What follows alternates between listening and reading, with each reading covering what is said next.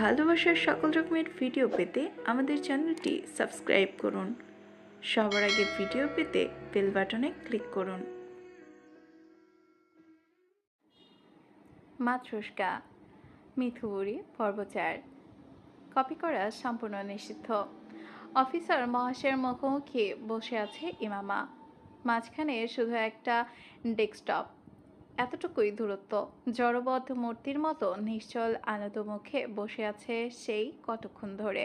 ইমামার অভিব্যক্তি দেখে অফিসার মহাশয় বিজ্ঞ দৃষ্টি শুকনোভাবে টের পাচ্ছে মেয়েটা কিছু বলতে চাচ্ছে, অথচ বলতে পারছে না। আরও কিছুক্ষণ সময় নিয়ে গলা খাকারি দিয়ে কথোপকথন শুরু করলেন অফিসার মহেশ। মিস ইমামা কিছু সময়ের নীরবতা ভেঙে ক্লান্ত ক্লিষ্ট অবয়ব তুলল ইমামা, শান্ত দৃষ্টি। অফিসার মহেশ প্রশ্নবিদ্ধ হলেন, চোখের দিকে তাকিয়ে আছে এমন অবসাদগ্রস্ত মুখ পানে। ইমামা শব্দ করে নিঃশ্বাস ছাড়ল।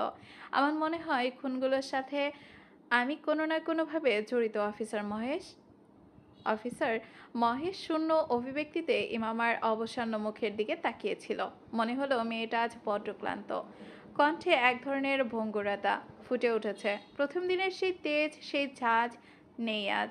নিস্তেজ চোখে আজ কোনো প্রতিরোধের আগুন ছিল না।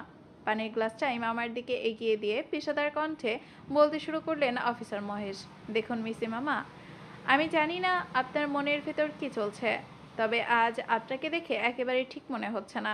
হয়তো কোনো কারণে আপনি আপসেট। আবার এটাও হতে পারে সেদিন আপনার কথাগুলো আমাকে কষ্ট দিয়েছে। কিন্তু একটা বিষয় পরিষ্কার করে বলি, রোহিতের লাশ আমরা পেয়েছি, আর সেটি ছিল ভয়ঙ্করভাবে বিধ্বস্ত। শরীরের প্রতিটা কোনো অঙ্গ প্রত্যঙ্গ অক্ষত ছিল না। চোখ দুটো, দাঁত সব উপড়ে ফেলা হয়েছে। হৃৎপিণ্ড শরীরেই রেখে দেওয়া হয়েছিল, তবে সেটিকে পুড়িয়ে দেওয়া হয়। আসলে শরীরের একটা অংশ অক্ষত অবস্থায় ছিল না। অদক্ষ তদন্ত করেই আমরা জানি রোহিত দীর্ঘদিন আপনাকে বিরক্ত করছিল। আর সিট, যার সঙ্গে আপনার বিয়ের ঠিক হয়েছিল, সেও চরিত্রগতভাবে ভালো ছিল না। দুইয়ে দুইয়ে চার মিলিয়ে সেখান থেকে প্রাথমিকভাবে আমরা আপনাকে সন্দেহ করি, কিন্তু আরও গভীরে খোঁজ দিতে গিয়ে অন্য একটা চিত্র উঠে আসে। দেখা যায় রোহিত আর সিট অসংখ্য মেয়ের সঙ্গে শারীরিক সম্পর্ক করেছে, আর তাদের ভিডিও ধারণ করে পরবর্তীতে ব্ল্যাকমেল করেছে। আমাদের ধারণা ওদের মধ্যে কোনো ভুক্তভোগী কেবল আক্রোশ থেকে কোনো সিরিয়াল কিলারকে দিয়ে এ হত্যাকাণ্ড ঘটিয়েছে। এত নৃশংসভাবে খুন করা কোনো মেয়ের পক্ষে সম্ভব নয়। খুনি নিশ্চয়ই অন্য কেউ। দুজন খুনি দুজন। অফিসার মহেশ থমকালেন। চোখ ছোট ছোট করে ইমামার দিকে তাকাতেই ইমামা আবারও বলল, খুনি একজন নয়, খুনি দুজন। অফিসার মহেশের চাহনিতে প্রশ্ন। ইমামা তার ফোনটা বের করলো। সেদিনের পাঠানো সেই খুনের ভিডিওটা অফিসারের সামনে তুলে ধরে বলতে শুরু করলো ইমামা, এটা রোহিতের খুনের ভিডিও। কিছুদিন আগে এটা আমাকে একটা প্রাইভেট নাম্বার থেকে পাঠানো হয়েছিল। ভিডিওটি দেখলেই বোঝা যায় খুনি একজন বামপন্থী। সিটের লাশটা নিশ্চয়ই দেখেছেন। একজন বামপন্থীর পক্ষে কখনোই সম্ভব নয় এক কোপে গলা আলাদা করা। বাম হাতে এত শক্তি থাকে না, সুতরাং সিটকে খুন করা ব্যক্তি আলাদা। তবে এটাই স্পষ্ট, দুজনেই সাইকো। কিন্তু এই সাইকোর মধ্যে কিন্তু প্রকারভেদ থাকে। যেমন এই ধরনের সাইকো থাকে যারা অত্যন্ত আকর্ষণীয় ব্যক্তিত্বের অধিকারী হয়, তারা সেই ব্যক্তি খুনের সময়ও ধরে রাখে। বলতে পারেন তারা শৌখিন প্রজাতির। এরা রক্তের ঝরানোতে আনন্দ খোঁজে, কিন্তু সেই রক্ত যদি নিজের গায়ে লেগে যায় তখন তা ঘৃণা করে। এদের খুন হয় ধীর এবং পরিকল্পিতভাবে। তারা সময় নিয়ে খুন করে, কিন্তু এর লক্ষ্য ভিকটিমকে যন্ত্রণা দেওয়া নয়, শরীরের অংশ কেটে কেটে নেওয়া। এটা একটি নকশার চোখে দেখে সিটকে যে খুন করেছে সে এমন একজনই হবে, ওর শরীর থেকে মাংস এত শুকনোভাবে কেটে নেওয়া হয়েছে এক ফোঁটা যে রক্ত ছিটকে যায়নি। কিন্তু যখনই পেট কাটতে গিয়ে রক্ত ছিটকে তার শরীরে গিয়ে লাগে, তখনই সে উন্মাদ হয়ে এক কোপে শরীর থেকে গলা আলাদা করে ফেলে। শরীরের টুকরোর গুলো আর কাটা মাথাটা নিশ্চয়ই দেখেছেন অফিসার। তাছাড়া আরেক ধরনের সাইকো আছে যারা হঠাৎ আক্রমণাত্মক হয়ে ওঠে এবং সহিংসতায় আনন্দ খুঁজে পায়। এরা খুন করে উল্লাসের সঙ্গে রক্তে শরীর ডুবিয়ে নৃশংস কার্যক্রম শুরু করে, যা শুরুতেই ভিডিওতে দেখা যাচ্ছে। এদের নৃশংসতা বর্বরতার সঙ্গে মিশে থাকে। তারা ভিকটিমের আর্তনাতে আনন্দ খুঁজে পায়, এজন্য এদের খুন সবচেয়ে নৃশংস হয়। আমার মনে হয় রোহিতের যে খুন করেছে সে মোটেও সাধারণ কেউ নয়। অফিসার হা হয়ে তাকিয়ে আছে ইমামার দিকে, বিস্ময়ে তার চোয়ালে আছড়ে পড়েছে। অবাক হয়ে বললেন, আপনার কথা শুনে তো আপনাকে সাইকো মনে হচ্ছে। সাইকো সম্পর্কে এত কিছু জানেন কিভাবে? ইমামা শান্ত মুখে বলল, I am a psychological thriller buff. Officer Mahesh চেয়ারে হেলান দিয়ে বললেন, ঠোঁট প্রসার করে হালকা হাসি দিতেই বাগালের টুকরো সৌন্দর্য ফুটে উঠল। বাগালের সেই সৌন্দর্য ধরে রেখে অফিসার মহেশ নিরেট গলায় ঠান্ডা গলায় প্রশ্ন ছুড়লেন, পছন্দের রাইটার? ক্যালভিন কহিল, সিকে নামে পরিচিত। He is a writer from Mexico. The first day of I saw the murder video. It felt like a character strains out of his book. It seemed at if my favorite character, the serial killer RK, had committed the murder. He is a brilliant writer. Officer Mahesh ঠোঁট উল্টালো কি জানি, Nobel পড়া হয় না তেমন। গুগলে search করে দেখতে হবে, পাবেন না। নেটে তার ব্যাপারে কোনো ইনফরমেশন দেওয়া নেই। অদ্ভুত। ইমামা নৈশব্দে গম্ভীর ভঙ্গিমায় মাথা নাড়ল। অফিসার মহেশ বললেন, ভিডিওটা আমি রাখলাম, দেখছি যতদূর আগানো যায়। ইমামা কিছু বলল না, চুপ হয়ে গেল। অফিসার কিছুক্ষণ দাম্ভিক স্থির দৃষ্টিতে ইমামার দিকে তাকিয়ে থেকে হঠাৎ করে বলে উঠলেন, সরি ফর ইন্টারাপ্ট, বাট আপনাকে দেখে মোটেও মনে হয় না বাগদত্তার আকস্মিক মৃত্যুতে আপনি ব্যথিত। আমার জানা মতে লং টাইম ধরে আপনাদের বিয়ের কথাবার্তা চলছিল। এতদিন কি বিন্দুসম অনুভূতিও জাগেনি সিটের জন্য? ইমামা চোখ রাখল অফিসারের দুর্ধর্ষ গোয়েন্দা সুলভ দৃষ্টিতে। তীক্ষ্ণ দৃষ্টির তীক্ষ্ণতা অবজ্ঞা করে সে একচিলতে হেসে বলল, আমি মানুষটা সাধারণ, কিন্তু একটু অন্যরকম। এটাকে অদ্ভুত বৈশিষ্ট্যও বলা চলে। কেউ জান কুরবান করে ভালোবাসলেও তার প্রতি বিন্দুমাত্র অনুভূতি কাজ করে না। আবার না দেখা মানুষটার জন্য মন অস্থির হয়ে ওঠে। সিডের সাথে আমার কখনোই ভালো সম্পর্ক ছিল না। সত্যি বলতে ওকে আমার পছন্দও ছিল না। He is a not my type. শুধুমাত্র বাবার জন্য বিয়েটাতে রাজি হয়েছিলাম, যদিও মনকে বুঝিয়ে শুনিয়ে মানিয়ে নিয়েছিলাম ততদিনে। কিন্তু পার্টিতে সেদিন ওকে অন্য কারোর সাথে দেখার পর মনে হলো ওর থেকে জঘন্য করে এক্সিস্ট করে না। হাজারো নারীতে আসক্ত পুরুষ কখনোই বিয়ের মতো পবিত্র সম্পর্কের যোগ্য নয়। একটু থেমে, আর এই কথাটা খুব বিশ্বাস করি আমি। Out of single, out of mind. না দেখা মানুষটা সুচারু চোখে তাকালো অফিসার। তৎক্ষণাৎ এক ধরনের উদ্বেগ ফুটে উঠল ইমামার পাথুরের কোমল মুখে। বুকের ভেতর তীব্র এক চাপ অনুভূতি হলো। অপরাধীর মতো ন্যায় দ্রুত দৃষ্টি ফিরিয়ে নেয় সে। আবারও পিনপতন নীরবতা বিরাজমান কক্ষ। কিছুক্ষণ চুপ থেকে হঠাৎ দুটো ছোট পলি ব্যাগ নিঃশব্দে অফিসার মহেশের দিকে এগিয়ে দেয় ইমামা। অফিসার ভ্রু কুঁচকে পলির দিকে তাকালো। ভেতরে কিছু চুল, দেখেই বোঝা যাচ্ছে একজন নারী এবং পুরুষের। ইমামা কেমন যেন জড়সড় হয়ে উঠছে ইতিমধ্যে। নিজের আলস্যতা দূর করতে একটু পরপর জিভ দিয়ে ঠোঁট ভেজাচ্ছে। আপনার বাবার? আকস্মিক কেঁপে উঠল ইমামা অফিসারের সন্দিগ্ধ গলায়। সরাসরি তীরের মতো ছোড়া অফিসারের কঠোর প্রশ্ন মানে দ্বিধাজনিত চোখ দুটো এবার তুলল ইমামা। অযাচিত কারণে হঠাৎ চোখ দুটো বাষ্পকুল হয়ে উঠল।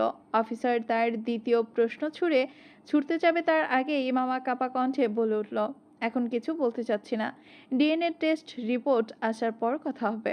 অফিসার শান্ত, দূরদর্শী চোখে দুটোতে ধরা পড়ে যায় ইমামার আবেগশূন্য চেহারা, অথচ প্রস্তর বুকের বাঁদিকের অস্থিরতা, অসহনীয় ব্যথা। তিনি আর কথা বাড়ালেন না, অস্থির চিত্তে পলি দুটো ড্রয়ারে রেখে দিলেন। ইমামা আলগোছে চোখের পানি মুছে নেয়, জানে না যে সে যা করছে তা সঠিক কিনা, তবুও আপাতত আর কোনো উপায় না পেয়ে তার কাছে আসা। টানা 3 দিন প্রতিদিন লাল গোলাপ পাওয়ার পর সন্দেহবাদিক হয়ে উঠেছিল ইমামা তার। আর সেই সন্দেহের মাঝেই ঘটল এক অদ্ভুত ঘটনা। চতুর্থ দিন আর ফুল নয়, জানালার পাশে পড়েছিল এক টুকরো চিরকুট। তাতে রক্ত দিয়ে বারবার লেখা থাকে কেবল একটি কেবলমাত্র একটি বাক্য, ইউ আর নট ইমামা। ফুল আর চিরকুটের ব্যাপারে ইমামা কিছুই জানায়নি ইমান ওয়াসিমকে। একাই গোপনে তদন্ত চালিয়ে যেতে থাকে সে। গোপনে জানালার পাশে সিসিটিভি ফুটেজ খুঁজে দেখার পর সে যা ধরা পড়ল তা ছিল আরও অবিশ্বাস্য। কোনো মানুষ নয়, বরং একটা ঈগল রোজ রাতে জানালায় ফুল আর চিরকুট রেখে যায়। ইমামা বোকা নয়, আবার ভীতু মেয়েও নয়।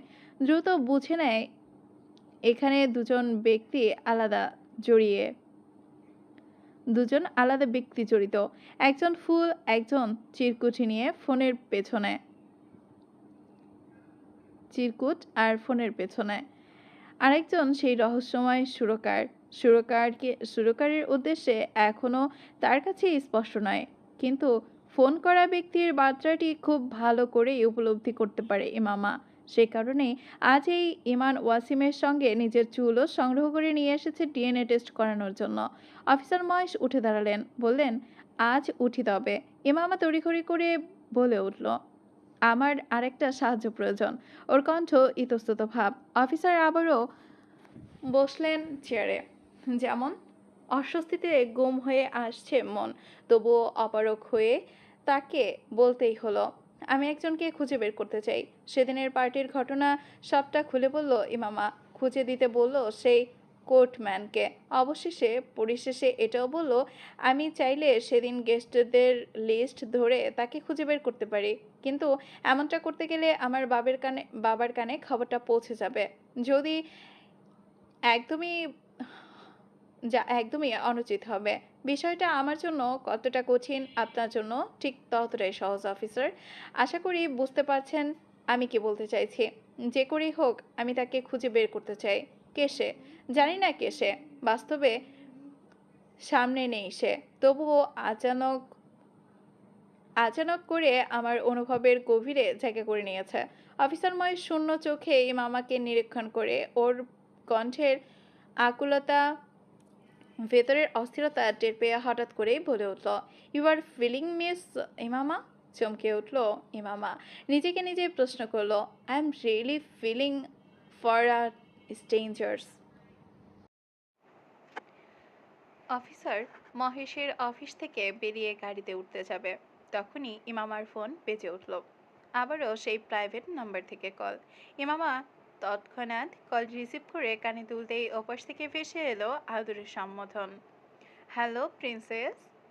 ইমামা দাঁতে দাঁত পিষল, কে আপনি? যদি সে জানে একই সেই সেই অজ্ঞাত ব্যক্তি যে ফুল আর চিরকুট পাঠায়। ইমামা এখন খুব শুকনোভাবে দুজনের কণ্ঠ স্বর আলাদা করতে পারে। বর্তমান সে কলে আছে, তার কণ্ঠ ভারী গুরুগম্ভীর, আর সেই সুরকার যে শুধু গান গায় আর আবেগী বার্তা পাঠায়, তার কণ্ঠ বরফের শীতল আর শান্ত। Good job princess. চমকে উঠল ইমামা, গমগমে গলায় জানতে চাইল, মানে?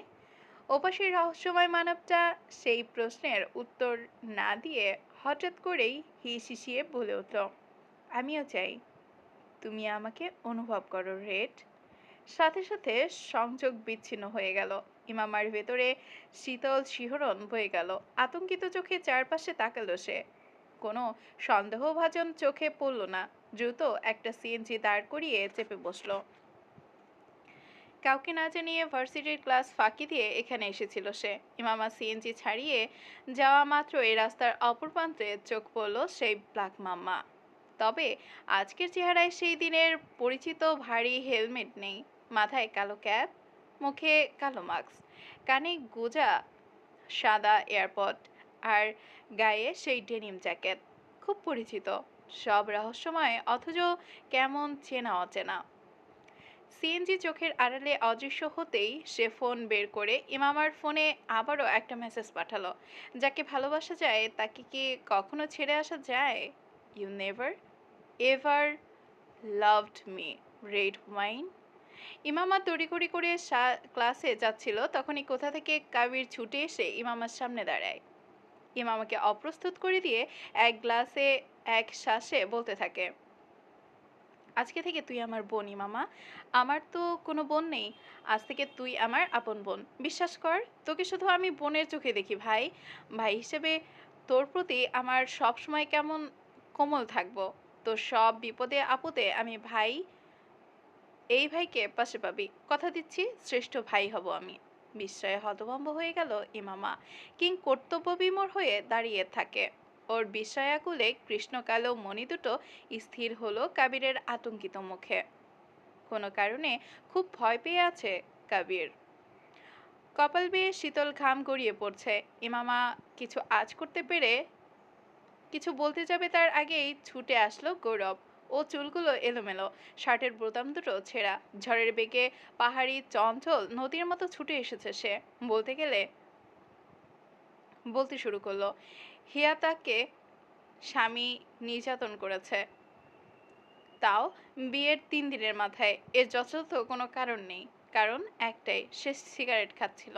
এজন্য হিয়া তার মুখ থেকে সিগারেট নিয়ে ফেলে দেয়। পরবর্তীতে রিভেঞ্জ দেওয়া হিসেবে হিয়ার ব্যাগ থেকে কিছু মেকআপ আইটেম ফেলে দিয়েছিল। এরপর থেকেই তার উপর শুরু হয় এই অমানবিক নির্যাতন। এই ফাঁকে কবির সেখান থেকে সরে গেল। সে গেটের কাছে যেতেই দূর থেকে চোখাচোখি হলো সেদিনের সেই মোটা কালো লোকটার সাথে। লোকটা তার দিকে তাকিয়ে মাথা ঝাঁকিয়ে কিছু একটা বোঝালো। ভয়ে অনবরত শুকনো ঢোক গিলতে গিলতে চলে গেল কবির। লোক কালো লোকটা একটা দামি গাড়িতে উঠে বসলো। কাউকে ফোন দেয়।